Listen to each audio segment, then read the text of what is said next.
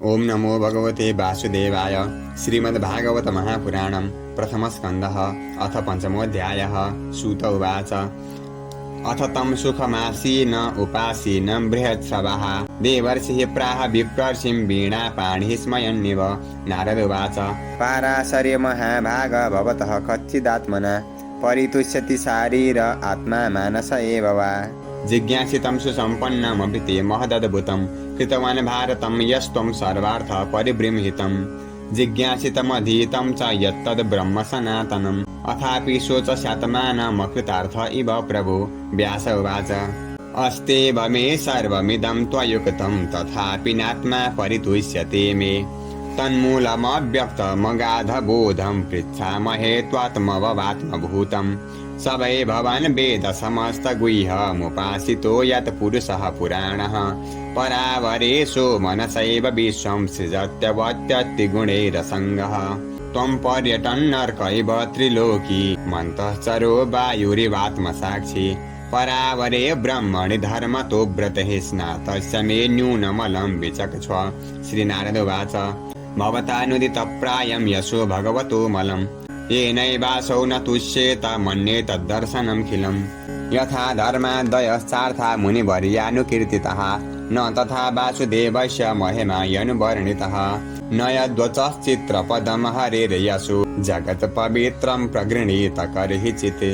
तद्वायसं तीर्थमुसन्ति मानसा न यत्र हंसा निरमन्त्युशिक्षयः। तद्वाग्विसर्गो जनतागविप्लवो यस्मिन् प्रतिश्लोकमबद्धवत्यपि नामान्यनन्तस्य यशोऽङ्कितानि यत् शृण्वन्ति गायन्ति गृह्णन्ति साधवः। नैष्कर्म्यमप्यच्युतभाववर्जितं न शोभते ज्ञानमलं निरञ्जनं। कुतः पुनः सस्वदभद्रमेश्वरे न चार्पितं कर्म यदप्यकारणम्। अथो महाभागभवान् मोघदृक्शुचिस्रवः सत्यरतो धृतव्रतः उरुक्रमस्याखिलबन्धमुक्तये समाधिनानुस्मरतद्विचेष्टितम्। ततोऽन्यथा किञ्चन यद्विवक्षतः पृथग्दृशस्तत्कृतरूपनामभिः न कुत्रचित् क्वापि च दुःस्थिता मतिर्लभेत वाताहतनौरिवासपदम्। जुगुप्सितं धर्मकृतेऽनुशासतः स्वभावरक्तस्य महान् व्यतिक्रमः। यद्वाक्यतो धर्म इतीतरः स्थितो न मन्यते तस्य निवारणं जनः। विचक्षणोऽस्यार्हति वेदितुं विभोरनन्तपारस्य निवृत्तितः सुखम्। प्रवर्तमानस्य गुणैरनात्मनस्ततो भवान् दर्शय चेष्टितं विभुः। त्यक्त्वा स्वधर्मं शरणाम्बुजं हरेर्भजन्न पक्वोऽथ पतेत् ततो यदि। यत्र क्व वा भद्रमभूदमुष्य किं को वार्थ आप्तो भजतां स्वधर्मतः।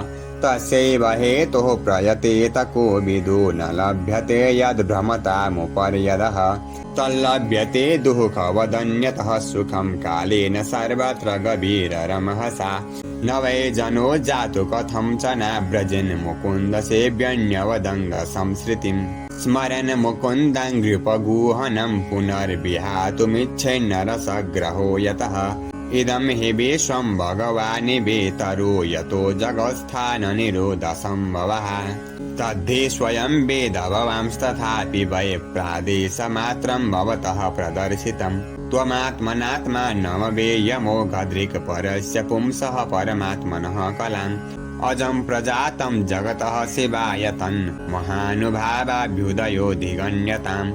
इदं हि पुंसस्तपसः सुतस्य वा स्विष्टस्य सुप्तस्य च बुद्धिदत्तयोः। अविच्युतोऽर्थः कविभिर्निरूपितो यदुत्तमश्लोकगुणानुवर्णनम्। अहं पुरातीतव वैभवं मुने दास्यास्तु कस्याचन वेदवादिनां। निरूपितो बालक एव योगिनां शुश्रूषणे प्रावृषि निर्विविक्षताम्। ते मह्यपेताखिलचापलेर्भखे दन्ते धृतक्रीडनकेऽनुवर्तिने। चक्रुः कृपां यद्यपि तुल्यदर्शनः शुश्रूषमाणे मुनयोल्पभाषिणे। उच्छिष्टलेपाननुमोदितो द्विजहे सकृत्स्म भुञ्जे तदपास्तकिल्बिषः। एवं प्रवृत्तस्य विशुद्धचेतसस्तद्धर्म एवात्मरुचिः प्रजायते। तत्रान्वहं कृष्णकथाः प्रगायता मनुग्रहेण शृण्वं मनोहरः। तः श्रद्धया मेनुपदं विशृण्वतः प्रियश्रवसङ्गममा भवद्रुचिः तस्मिंस्तदा लब्धरुचिर्महामुने प्रियश्रवस्य स्खलिता मतिर्मम ययाहमेतत्सदसत्स्वमायया पश्येमयि ब्रह्मणि कल्पितं परे इत्थं शरत्प्रावृषिकावृतो हरिर्विशृण्वतो मेनुशवं यशोमलम् संकीर्त्यमान मुनिभिर्महात्मभिर्भक्तिः प्रवृत्तात्मरजस्तमोपहा तस्यैवं मेनुरक्तस्य प्रसृतस्य हतैनसः श्रद्धानस्य बालस्य दान्तस्यानुचरस्य च ज्ञानं गुह्यतमं यत्तत् साक्षात् भगवतोदितम् अन्नवोचन गमिष्यन्तः कृपया दीनवत्सलः येनैवाहं भगवतो वासुदेवस्य वेदसः मायानुभावमविदं येन गच्छन्ति तत्पदम् एतत् संसूचितं ब्रह्मं स्थापत्रय चिकित्सितं यदीश्वरे भगवति कर्म ब्रह्मणि भावितम्